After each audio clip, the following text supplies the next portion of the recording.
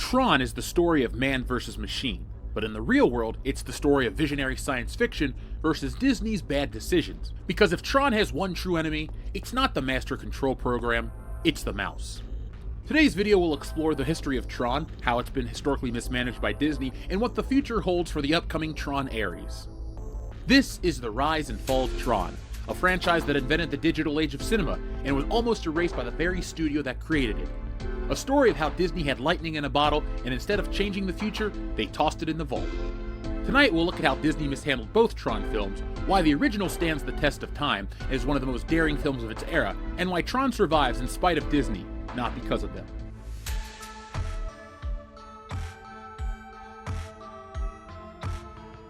By the late 1970s, Disney wasn't a powerhouse we think of today. Walt had been gone for over a decade, and without his leadership, the studio felt like a ship drifting at sea. Their animated division, once the crown jewel of Hollywood, was floundering. Films like The Rescuers kept the lights on, but it didn't capture the cultural imagination the way that Snow White or Cinderella had. By the time The Fox and the Hound limped into theaters in 1981, Disney animation felt like a relic of another age. The live-action side of the studio wasn't any better. Disney tried to trace trends with films like The Black Hole, a clunky attempt to cash in on the Star Wars craze. It had expensive effects, special creepy robot sidekick, and a script that felt like it was written by a committee of executives who had never actually seen Star Wars. The movie did make money, but it wasn't enough to launch a franchise. Neither did Condor Man from 1981, a wannabe superhero comedy so misguided it's a miracle was ever greenlit in the first place. Disney was out of step with culture. They didn't know how to appeal to teenagers, let alone young adults. Their core audience was families with small children, but even those families were starting to turn to other studios. Paramount had Raiders of the Lost Ark, Fox had Alien and The Empire Strikes Back, Universal had E.T., Disney had Herbie Goes Bananas. The mouse was behind the times, desperate for relevance and clinging to a brand that no longer connected. Enter Steven Lisberger, an ambitious animator and filmmaker who ran his own studio in Boston. Lisberger had been fascinated by the emerging world of video games and computer graphics, long before they were mainstream. He and his team made an animated short called Animal Olympics, which showcased a playful mix of animation styles and hinted at his interest in blending traditional art with new technology. The seed of Tron came from his obsession with Pong. Lisberger imagined a story where the world inside the video game came alive, a digital landscape where players and programmers weren't just lines of code, they were characters in a mythological battle. He began developing the concept in the late 1970s, sketching neon figures on black backgrounds, trying to capture what a digital mythology might look like. The story that formed was simple but groundbreaking. A computer programmer, Kevin Flynn, gets digitized into a computer system and discovers a world where programs look like the people who created them. The villain, a massive artificial intelligence, the master control program, bent on domination. At its heart, Tron was a hero's journey, but told inside of a machine. It was the Odyssey for the computer age. And who would watch that? But Disney, desperate for fresh ideas, they didn't fully understand what Lisberg was proposing, but they saw a chance to latch onto the growing video game craze of the early 1980s. At this stage, Tron wasn't just a movie, it was a manifesto. Lisberger wanted to explore the relationship between humans and technology long before that was trendy. He envisioned a film that treated computer systems like cathedrals, glowing with light and energy, where users were gods and programs were their worshippers. It was equal parts science fiction, philosophy, and arcade cabinet fever dream. Disney said yes, but as history shows, they never truly believed in Tron. Making Tron was a nightmare. No one had ever attempted anything like it. The film combined live-action backlit animation and CGI sequences created on computers that looked like refrigerators. The technology was so new that the production had to invent its own workflow. Actors filmed their scenes in stark black sets with minimal props, wearing costumes covered in white circuitry patterns. These shots were then blown up, printed, and painstakingly hand-colored to achieve the glowing neon effect. The CGI sequences, light cycles, tanks, and recognizers, were created by pioneers working on early machines at companies like Magi and III. These computers had less power than a modern smartwatch, and every second of footage took weeks to render. The filmmakers were constantly battling Disney's corporate oversight. Executives didn't understand what they were making, only that it was expensive and weird. But Lisberger and his team pushed through, driven by the belief that they were inventing something bigger than themselves. And they were right. Tron didn't just break new ground, it plowed a whole new field. It was one of the first films to use extensive CGI, blending it with live action to create an entirely new visual language. When Tron was finished, Disney didn't know what to do with it. They had a film that didn't fit their brand. It wasn't a cartoon for kids, but it wasn't a gritty action movie either. Tron was a high-concept science fiction film in a time when audiences wanted either popcorn fun like E.T. or gritty adventures like Blade Runner. Disney's marketing division panicked. The trailers failed to explain the story. Instead of highlighting the revolutionary visuals or the philosophical themes, Disney cut together confusing montages that left audiences scratching their head. The posters looked like psychedelic arcade art with little context. One tagline read, "A world inside of the computer where man has never been. Until now." That was catchy, but far too vague. Disney also miscalculated the audience. They marketed Tron as a kids' film leaning into the video game connection, but the film's tone was more adult and cerebral. Kids who showed up expecting Pac-Man on steroids were baffled. Adults who might have appreciated the innovation stayed away, assuming it was juvenile. Disney's failure to position Tron properly doomed it before it even opened. Then came the Oscars.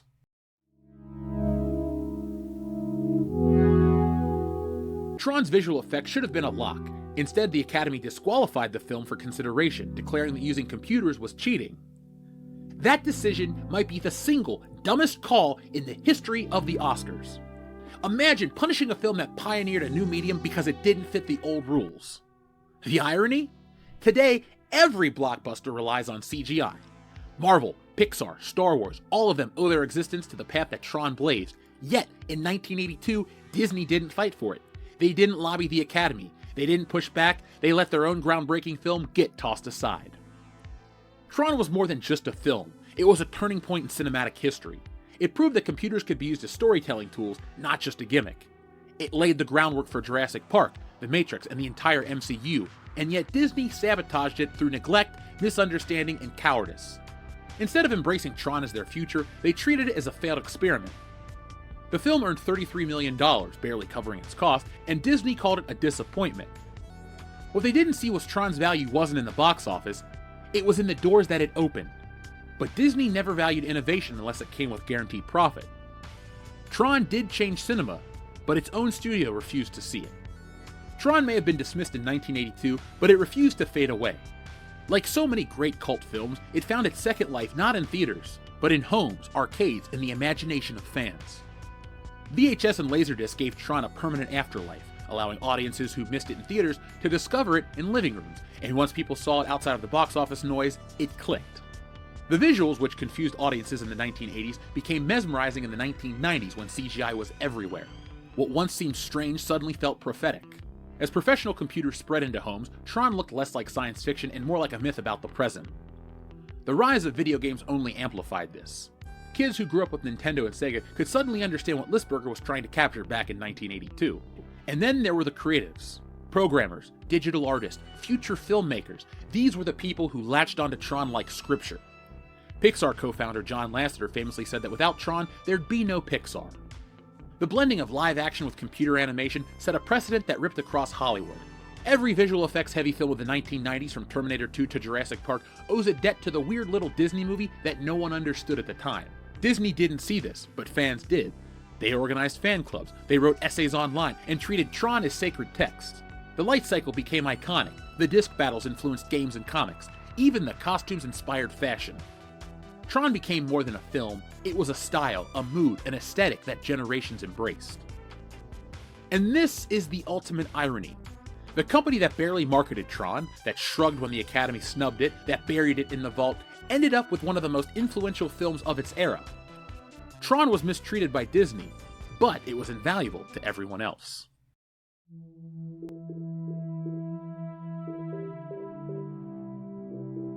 By the 2000s, the cult had grown so strong that Disney couldn't ignore it anymore. Fans wanted Tron back, and in 2010, the studio delivered with Tron Legacy. At first, it looked like Disney had learned their lesson. The marketing leaned into the sleek visuals and the Daft Punk soundtrack. They dropped the teaser at Comic-Con that got a standing ovation. For a moment, Tron looked like it might finally get the recognition it deserved. And in many ways, Legacy delivered.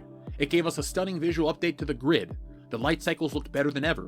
The world building expanded, with ideas about digital gods, rogue programs, and a society living inside the machine. And of course, there was the Daft Punk soundtrack. It wasn't just a score, it was a cultural event. To this day, I still play it. Fans remix it and cite it as one of the best soundtracks of the 21st century. But, once again, Disney mishandled it. They expected Legacy to be Star Wars 2.0, a 4-quadrant juggernaut. Instead of selling it as a cult art film with a blockbuster trapping, they overhyped it as the next billion-dollar franchise.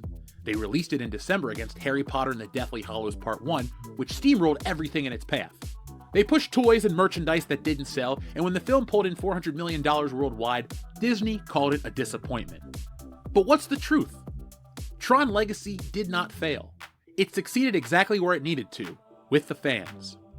It cemented Tron's cult status. It proved that the aesthetic and ideas still worked, and over time, it aged better than almost any Disney film from that decade. In 2025, Legacy looks better than most Marvel CGI sludge. Fans adore it, I adore it, people quote it and worship that soundtrack. Disney didn't realize it at the time, but Legacy was a win, not the kind they wanted. Now we arrive at Tron's latest resurrection, Tron Aries. On paper, it should be a slam dunk. The cult following is still here, the technology has caught up with Wisberger's vision, and audiences are hungrier than ever for sci-fi that doesn't feel like Marvel leftovers. And yet, Disney is already repeating the same mistakes of the past. The marketing for Tron Aries has been baffling. The teasers are vague, confusing even longtime fans. There's been no clear pitch to general audiences about what this movie is or why we should care. Instead of embracing Tron's cult identity, Disney seems embarrassed by it. Well, they should be, because I'm embarrassed I even watched Tron Aries. Tron Aries isn't just a bad movie, it's a textbook case study in everything that's gone wrong with modern entertainment. It's a weak, disjointed story wrapped in a glossy nostalgia skin, desperately hoping familiar imagery will distract you from how hollow it is. Like The Force Awakens, it recycles old ideas without expanding on them, offering vague, big themes about AI and humanity while refusing to say anything meaningful. The visuals are expensive but empty, a neon screensaver masquerading around a cinema. If you thought Tron Legacy looked great, lower your expectations by 100% because that's how Tron Aries looks. Most of it takes place in the real world. The characters are lifeless, they're built to be recognized, not remembered, and Jared Leto delivers a performance that is so flat it makes the code around him look charismatic. It's not really storytelling, it's more brand maintenance. Every creative choice screams fear, fear of risk, fear of innovation, fear of anything that isn't safe and pre-sold. Instead of building a new chapter, Tron Aries strip mines the franchise's legacy like it's harvesting scrap metal. 7 minutes of the grid can't hide the fact that the soul of Tron has been replaced with marketing bullet points and algorithm-tested nostalgia. It's a film that doesn't just fail, it exposes the system that made it. One where originality is punished, spectacle replaces story, and beloved IPs are paraded around like corpses on a string. This isn't the future of entertainment, it's the slow, glowing death of it. Now back to the video that I made, because if I had seen this movie first, I wouldn't have had any passion for Tron any longer. Disney just admitted that in September of 2025, it had lost its male audience. Reports revealed that Disney is scrambling, suddenly desperate to win back Gen Z men aged 13 to 28. They've alienated the very demographic that sci-fi gaming and action properties naturally thrive on, and Tron, of all franchises, should be their way back in. But the studio hasn't figured out how to talk to men in years. They just continue to berate them and tell them they're terrible. This is exactly what happened in 1982. Back then, Disney didn't know who Tron was for. They marketed it to kids and ignored the adults, and lost both. Now in 2025, they're doing it again, pushing vague campaigns that don't speak to fans who kept Tron alive in the first place. History is repeating itself, beat for beat. In 1982, Disney thought computers were a gimmick. In 2025, they treat fandom like a liability. Back then, they refused to fight for Tron at the Oscars. Today, they refuse to fight for Tron in the marketplace. And just like in 1982, the risk isn't that Aries will be bad, the risk is that Disney will bury it with bad marketing, poor positioning, and a refusal to let Tron be Tron. And this is where Tron's story becomes unique. Disney has killed franchises before. They've ruined Star Wars, milked Marvel dry, and turned their animated classics into soulless remakes. But Tron refuses to die. Because Tron just isn't a franchise, it's a vision. It's a film that was decades ahead of its time, mistreated by its own studio, but vindicated by history. Every failure Disney has inflicted on Tron has only made it stronger in the long run. The influence spreads, the visuals, the music, the philosophy, all of it remains relevant. So will Tron Aries hold up, or will it be another modern-day Disney failure? That's the cliffhanger. If Disney repeats its mistakes, it may once again sabotage its own masterpiece. But if Aries connects, if it embraces the cult identity that Tron has always had, it could finally deliver the future Wisberger imagined back in 1982. Either way, Tron will outlast Disney's missteps, because Tron has always stood the test of time. It survived being misunderstood in the 80s, being mishandled in 2010, and will survive whatever happens in 2025. The mouse may kill its masterpiece again, but Tron will never truly die. The grid belongs to the users. So folks, hopefully you enjoyed this video on the legacy of Tron. Time will tell how Tron Aries does in the theaters, but join us for a live review on the podcast. Until next time, folks, be smart, be safe, be cool, be on the lookout for stealing Solo too, but always be excellent to each other.